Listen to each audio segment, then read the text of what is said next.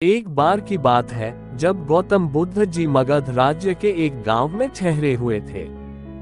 गांव से थोड़ा बाहर एक मोची अपने परिवार के साथ रहता था। उस मोची के घर के पास एक तालाब था। एक दिन रोज की तरह सुबह मोची तालाब किनारे पानी लेने गया। वहां उसने तालाब में एक बहुत ही अद्भुत पुष्प देखा। वह पुष्प देखने में बहुत ही सुंदर था और चमत्कारिक भी प्रतीत हो रहा था। मोची ने तुरंत ही अपनी पत्नी को बुलाया और वह पुष्प उसे दिखाया। मोची की पत्नी आध्यात्मिक और धर्म में आस्था रखने वाली थी।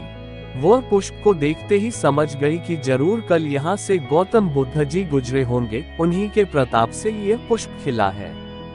पुष्प को चमत्कारिक मानकर मोची ने एक योजना बनाई। उसने अपनी योजना के बारे में पत्नी को बताया कि वह इस पुष्प को राजा को देगा और उनसे खूब सारी स्वर्ण मुद्राएं लेगा। उसकी पत्नी ने भी सोचा कि यह पुष्प उनके किसी काम का नहीं है, इसे राजा को ही दे दो, कम से कम कुछ कमाई तो होगी। पत्नी की सहमति के बाद मोची राजमहल की ओर निकल गया। राजमहल के रास्ते में उससे एक व्यापारी मिलता है। मोची के हाथ में पुष्प देखकर वह रुक जाता है। वह मोची से पूछता है कि भाई ये पुष्प लेकर कहाँ जा रहे हो? मोची कहता है कि मैं ये पुष्प लेकर राजा के पास जा रहा हूँ। इसे राजा को भेंट करके मैं राजा से मुंह मांगा इनाम लूंगा।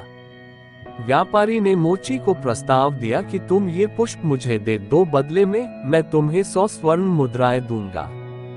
मोची सोच में पड़ गया। उसने सोचा कि जब व्यापारी इस पुष्प के लिए 100 स्वर्ण मुद्राएं दे रहा है तो राजा तो और ज्यादा देगा।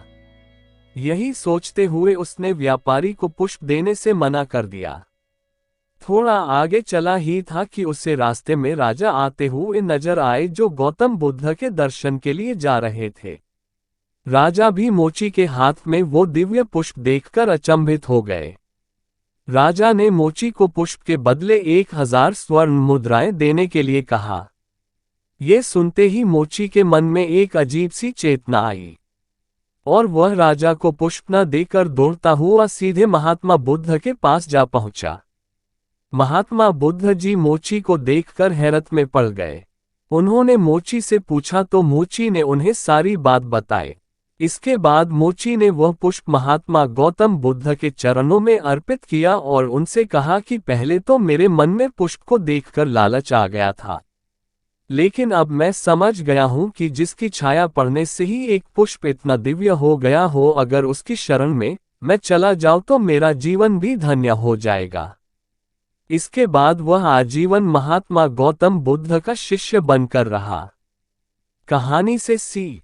इस कहानी ने हमें सिखाया कि हमारी जिंदगी में हमें बहुत से चीजें अपनी तरफ आकर्षित करती हैं, लेकिन हमें उनके लालच में न फंसकर अपने ज्ञान का प्रयोग करके जीवन में सही राह को चुनना चाहिए।